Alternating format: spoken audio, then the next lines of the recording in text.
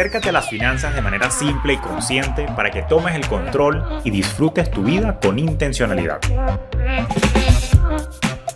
Soy Julio Cañas y esto es Despierta tus Finanzas Podcast. Un espacio con reflexiones, conceptos y tendencias para impulsar tu bienestar financiero en tus propios términos.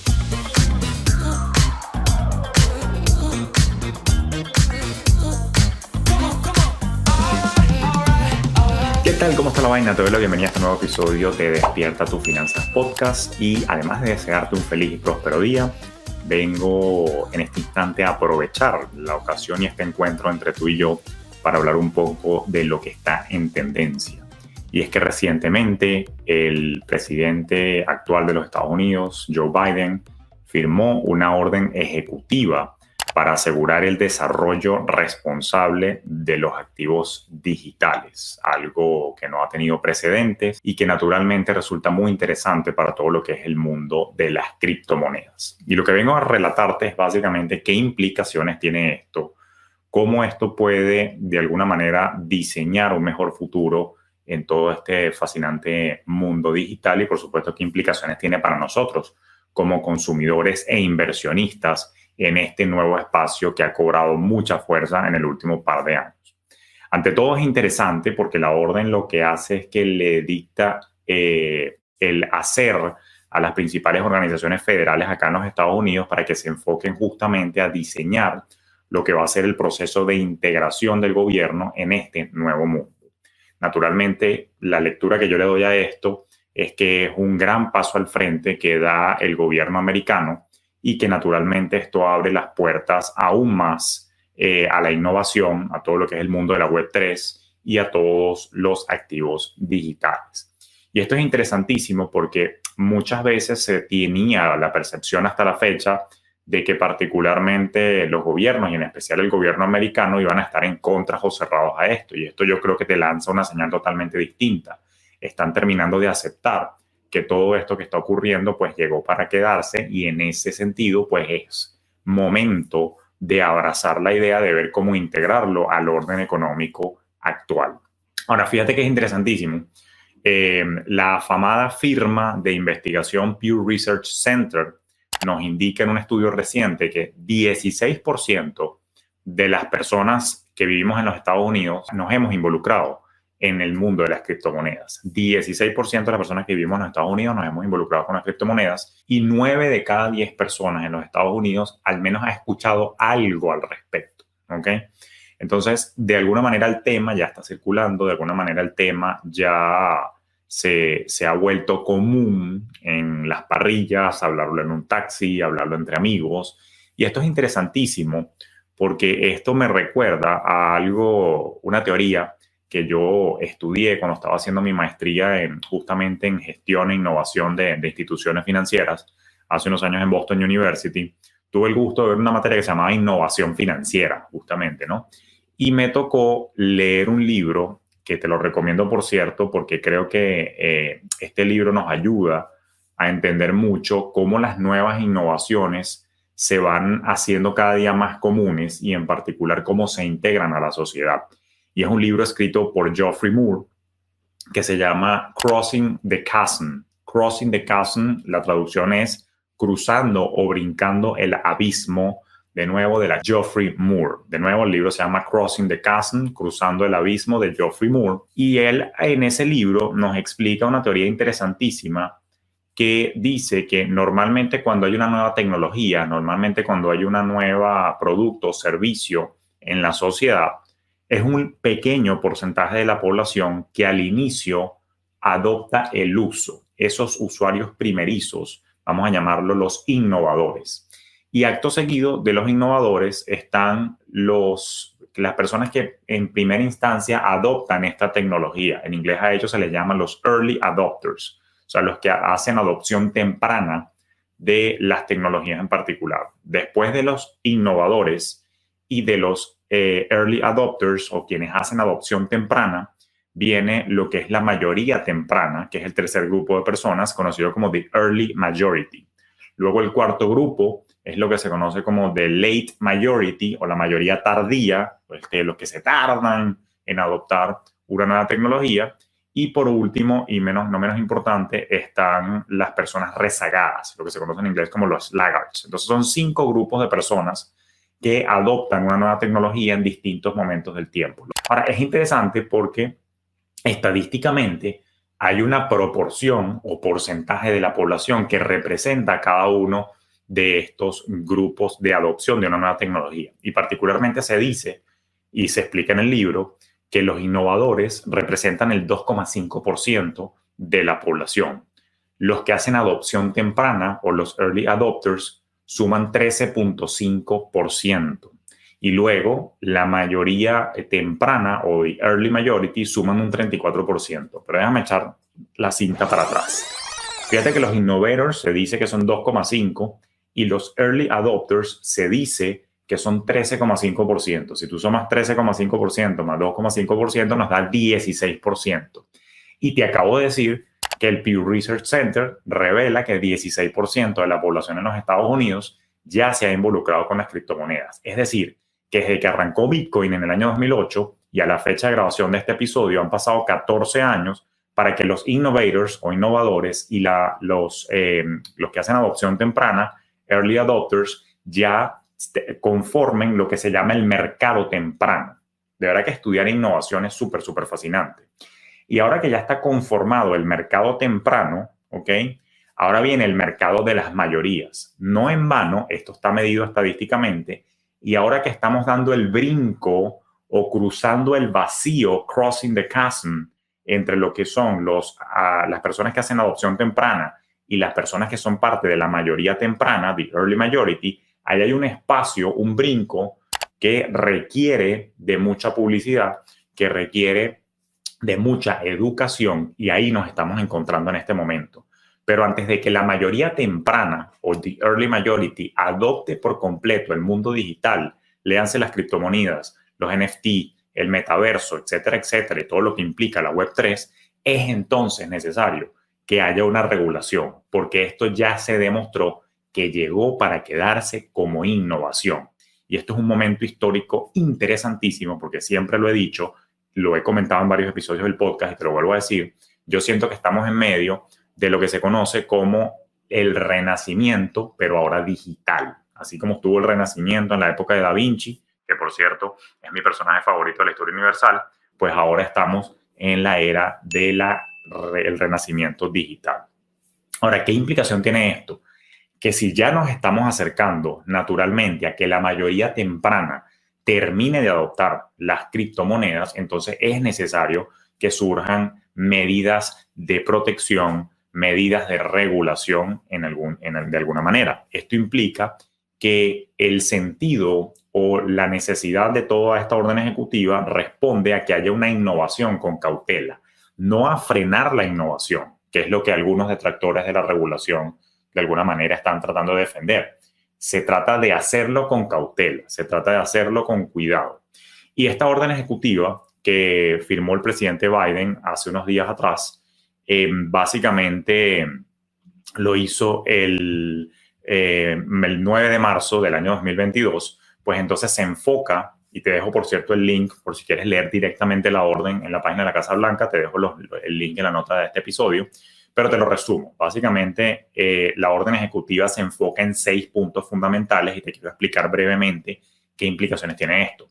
Los 6 puntos son protección al consumidor, la estabilidad financiera, el uso de los criptos para actividades ilícitas, la competitividad de la economía norteamericana, básicamente Estados Unidos, la inclusión financiera y, por último y no menos importante, la innovación responsable que te acabo de mencionar. Ahora, ¿qué quieren decir con estos 6 puntos y a qué están apuntando? Primero, hay que entender que no se emitió una regulación concreta. Se emitió fue una orden ejecutiva para que se estudie con seriedad, con foco, con mucha atención, cómo se va a integrar el gobierno americano a este nuevo universo que llegó para quedarse, tal como te expliqué ahorita en la teoría de la innovación explicada en el libro de Geoffrey Moore. Y es interesantísimo porque entonces lo que busca esto es empezar a entender cómo va a funcionar de una forma oficial y ya reconocida. Insisto, esto es un momento histórico digno de estudiar. ¿Qué quiere decir protección al consumidor? pues bueno, que tenemos que ponernos las pilas para que no te jodan. Eso es lo que quiere decir protección al consumidor. ¿Por qué hay preocupación por la protección al consumidor? Bueno, porque naturalmente el precio de las criptomonedas, particularmente Bitcoin, Ethereum, todos los meme coins o meme coins o shitcoins que han salido por allí, pues han jodido un gentío. Y si han jodido un gentío, pues es porque la gente también hay que entender, y aquí viene el regaño y el cholazo del profesor Julio, pues naturalmente hay mucha gente que viene con la idea ingenua de hacerse rico de la noche a la mañana. Y ese sube y baja aceleradísimo, o lo que se conoce en el argot técnico del mundo financiero como la volatilidad en precio, que es lo sube, baja otra vez, sube otra vez, baja otra vez. Esa volatilidad naturalmente termina afectando más que todo al pequeño inversionista, lo que se conoce en el argot americano como el retail investor. Y naturalmente, a falta de una regulación, entonces los grandes inversionistas, los grandes fondos, de alguna manera tienen espacio para alterar el precio, para alterar el mercado, y son los pequeños los que salen perjudicados. Entonces, lo que busca la protección al consumidor es que no te jodan y que naturalmente haya una regulación con respecto al funcionamiento y particularmente el cómo funcionan las entidades a través de las cuales vas a operar, etcétera, etcétera. El segundo punto de la orden ejecutiva es que apunta a la estabilidad financiera. Dicho en criollo, es para que la fiesta no sea un desastre, ¿ok? De nuevo, están surgiendo muchísimas entidades, muchísimos wallets, muchísimas aplicaciones que han atraído justamente a estos innovadores y a este grupo que se encargan de hacer la adopción temprana, los early adopters. Y ahora que vamos a pasar al mainstream, a las mayorías, entonces naturalmente hay que tener un poco de cuidado de cómo se desarrollan, si va a existir o no va a existir de repente una garantía. Recuerda que ya te lo expliqué en otro episodio. Cuando uno tiene una cuenta bancaria en los Estados Unidos, uno está, de banca comercial quiero decir, uno está protegido por el Federal Deposit Insurance Corporation, y cuando uno invierte, uno está protegido por el Securities Investor Protection Corporation. Pero cuando tú inviertes en criptomonedas, no hay ninguna garantía por detrás. ¿Por qué? Porque se eliminaron a los intermediarios. De eso se trata la descentralización financiera o el Decentralized Finance, o DeFi, como se le dice en el argot web. Y naturalmente, al no haber intermediarios, pues entonces hay un divorcio, si se quiere, de los organismos de protección. Lo que apunta a esto es que eventualmente, ojalá venga alguna suerte de protección o garantía para los consumidores, de nuevo, para apuntar a la estabilidad del sistema financiero y que no haya de repente un colapso por una corrida masiva con una criptomoneda en particular o con una entidad financiera en particular que ayude a los pequeños inversionistas y al consumidor a acceder a este mundo digital. Ahora, el tercer foco de esta orden ejecutiva es justamente el tener cuidado con el uso de las criptos para actividades ilícitas. Dicho en criollo, es para que no haya paveo ni malandreo. ¿Por qué? Porque naturalmente el mundo de las criptomonedas, al no estar regulado, al no estar centralizado, al no pasar a través de la banca tradicional las transacciones y el dinero que circula, entonces se presta justamente para actividades de financiamiento al terrorismo. Esto en particular, bueno, no solamente el terrorismo, sino actividades ilícitas en líneas generales, en la dark web, etcétera, etcétera. Esto para mí es fascinante, en particular porque, no sé si te lo he contado, pero yo fuera de las redes sociales, fuera del podcast, cuando no soy el profe, cuando no soy asesor financiero para personas, cuando no soy asesor en la parte de inversiones, mi línea de negocio principal y mi fuente de ingreso principal viene de la consultoría corporativa. Y es que yo trabajo justamente con grupos financieros hispanoamericanos que quieren montar negocios de asesoría de inversión en los Estados Unidos, y ayudo también a asesores de inversión que están en los Estados Unidos trabajando para la banca, que se quieren independizar y montar su propia firma de asesoría conocida como Registered Investment Advisor, que es lo que te expliqué en algún otro episodio de cómo funcionan las entidades. Yo ayudo a asesores y a grupos financieros. Tengo clientes, por ejemplo, en España, en Uruguay, en Chile, en Perú, en Colombia y en Venezuela, que montan esas entidades. Por esa razón, yo he tenido que estar muy versado en todo lo que son las regulaciones antilavado de dinero o anti-money laundering, de entender mucho cómo es el flujo internacional de dinero, de entender cómo son las políticas de conocer sus clientes internacionales, o conocidas como KYC, Know Your Customer, y por supuesto estar muy atento a cómo es el tema del origen de fondos y todo esto de los clientes, además que lo venía haciendo como asesor patrimonial internacional. Entonces es interesantísimo todo esto, porque al poner un poquito más de atención en cómo fluye el dinero en este sistema y al brindar un poco más de transparencia, podemos entonces tener garantía de que se está utilizando para bien, no para mal, y particularmente yo siento que me da una suerte de protección y tranquilidad porque si a mí me manda dinero un wallet, que normalmente es un código y un pocotón de dígitos allí, yo no sé quién me está mandando esa plata, simplemente es un código. Yo no sé si esa vaina es el nieto de Osama Bin Laden. Entonces yo no me quiero meter en peo de estar recibiendo plata, mandándole plata a un loco que no conozco. Entonces definitivamente yo sí creo que tiene que haber más transparencia naturalmente en la industria y bueno, naturalmente se está trabajando en pro de ello. Ahora, el cuarto punto de la orden ejecutiva, fíjate que es la competitividad de los Estados Unidos. Dicho en criollo, Estados Unidos se está poniendo las pilas para que no la deje el autobús. ¿Por qué? Porque, bueno, evidentemente, a nivel mundial ya esto se ha adoptado. Ciertamente hay países que están impidiendo el funcionamiento de las criptomonedas a la fecha de grabación de este episodio y de esta nota. China, bueno, a cada rato está tratando de parar el uso de los mismos, pero otros, alrededor de 100 países, están ya, digamos que considerando seriamente en el mundo ver cómo se integran. Y Estados Unidos, de alguna manera, cuando hablamos de su competitividad, básicamente en criollo, de nuevo te repito, es para que no la deje el autobús, pero lo que sí es cierto es que también está tratando de defender su posición central como economía de referencia en el orden económico mundial, que naturalmente está sufriendo unos cambios. Ha habido, digamos, algunos movimientos telúricos en los ejes de poder en sentido figurado a nivel mundial, pero bueno, Estados Unidos haciendo lo que pueda para mantenerse a la vanguardia y seguir siendo la figura central en términos de medios de pago y en términos de monedas de referencia. Por eso es que también están considerando, entre otras cosas, lo que se conoce como un CBDC, ¿okay? Que es un Central Bank Digital Currency o una moneda digital emitida por un banco central y se está hablando inclusive ya de ver cómo se le da forma al dólar digital. Esto, de nuevo, sumándose al movimiento o a la tendencia que están ocurriendo en distintos países a nivel mundial. Ahora, el quinto punto de la orden ejecutiva es la inclusión financiera, que dicho en criollo es pana que nadie se me quede por fuera. Es bien sabido que inclusive aquí en los Estados Unidos, a pesar de ser la cuna del capitalismo, muchas personas de la población están por fuera del sistema bancario, ni hablar de lo que está ocurriendo en Latinoamérica o en Hispanoamérica, y no me voy a meter con otras regiones del mundo que no monitoreo, pero naturalmente en Hispanoamérica y en los Estados Unidos hay muchas personas que ni siquiera forman parte del sistema bancario tradicional, que ni siquiera tienen una cuenta bancaria.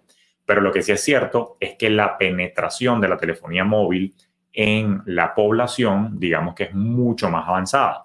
Y si tú tienes un teléfono inteligente en la mano, entonces no hay barrera para entrar a este ecosistema digital, a este ecosistema de medios de pago, a este ecosistema de monedas o criptomonedas en este caso. Entonces, por esa razón, para que nadie se quede por fuera, pues hay que estudiar cómo se brinda la facilidad y cómo se bajan las barreras de entrada al sistema financiero a nivel nacional e internacional, de forma tal de que todas las personas tengan acceso a un medio de pago y que puedan cobrar y que haya libre movilidad. Entonces, eso se está estudiando a ver cómo se formaliza, por supuesto, toda esta integración de la población.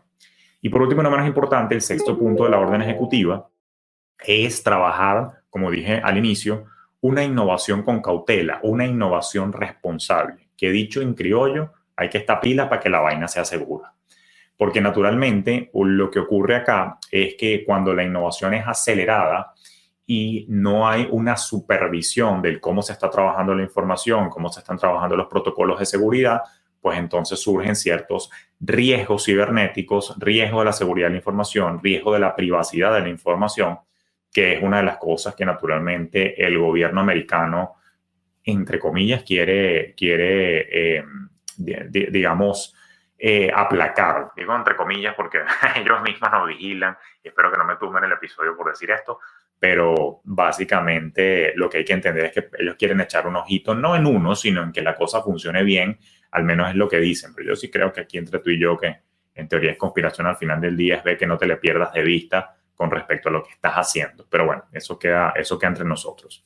Ahora, básicamente eso es lo que significa cada una. De nuevo, protección al consumidor para que no te jodan, estabilidad financiera para que la fiesta no sea un desastre, uso de criptomonedas para actividades ilícitas, bueno, para que no haya paveo ni malandreo, competitividad en los Estados Unidos para que Estados Unidos no le deje el autobús, la inclusión financiera apunta justamente a que nadie se quede por fuera y la innovación responsable viene, bueno, para que la vaina sea segura y no estén fregando a la gente.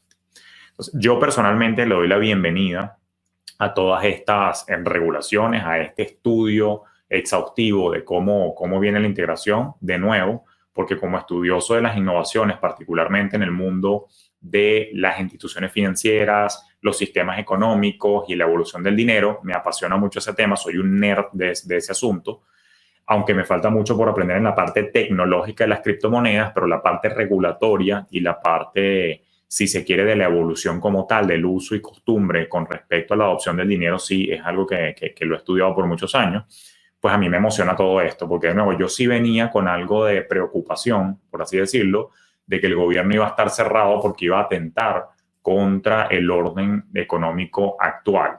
Recordemos que funcionamos en un sistema de bancos centrales, donde la misma palabra te lo dice, todo está centralizado y de alguna forma cuando tú le entregas el poder económico, si se quiere, a algo que no está regulado, bueno, estás cambiando la manera en cómo funcionan las cosas. Yo creo que era muy tonto si el gobierno americano no se integraba a esto y le doy la bienvenida a que estén buscando maneras entonces de darle la bienvenida. ¿Qué nos depara el futuro? Bueno, seguiremos informando.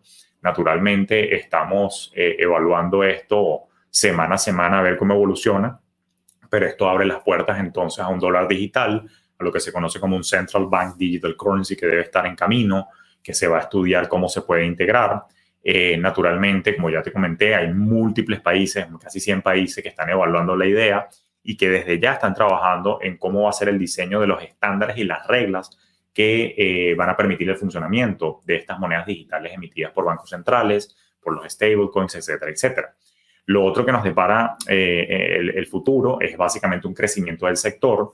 Yo creo que las personas, yo me he venido versando, he venido cursando esto, porque como soy asesor o consultor, mejor dicho, de grupos financieros internacionales, naturalmente yo he tenido que estar al día con la parte regulatoria. Eso no lo comparto yo por Instagram porque no te voy a aburrir con eso, pero a mis clientes corporativos, naturalmente, les importa mucho eso. Inclusive ya nosotros estamos ayudando a grupos financieros a establecer fondos de inversión en criptomonedas, toda la parte regulatoria aquí en los Estados Unidos, establecimiento inclusive de firmas digitales de asesoría que se están especializando exclusivamente, de nuevo, en los activos digitales y no tanto en activos tradicionales. Así que es apasionante lo que está ocurriendo.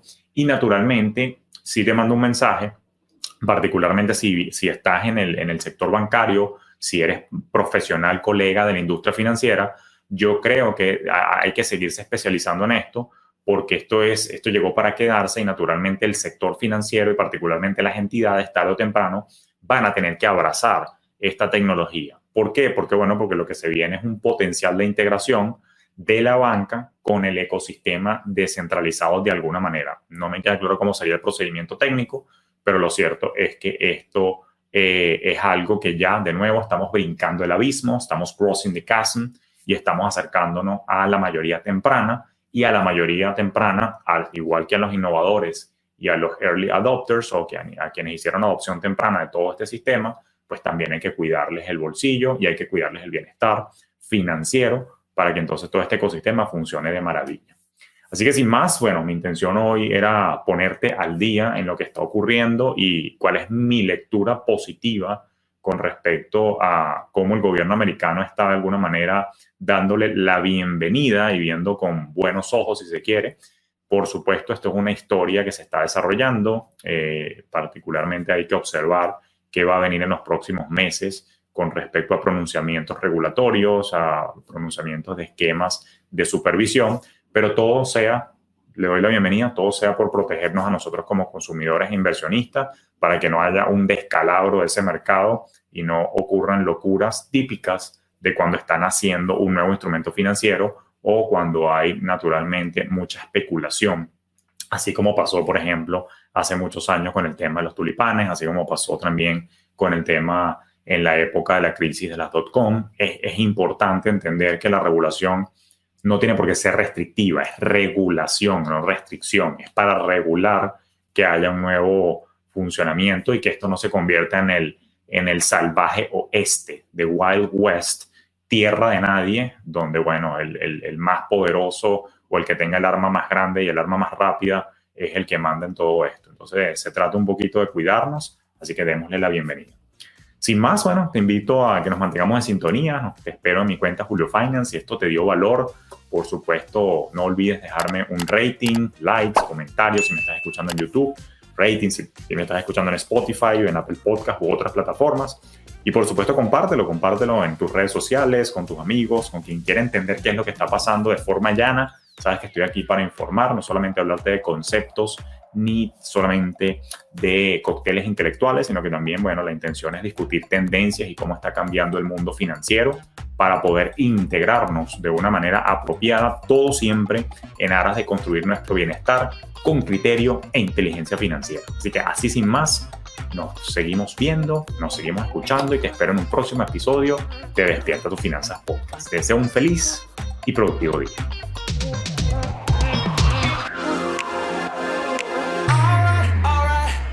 Esto fue Despierta tus Finanzas Podcast con Julio Cañas, un espacio presentado por Fintelhub para impulsar tu bienestar financiero en tus propios términos.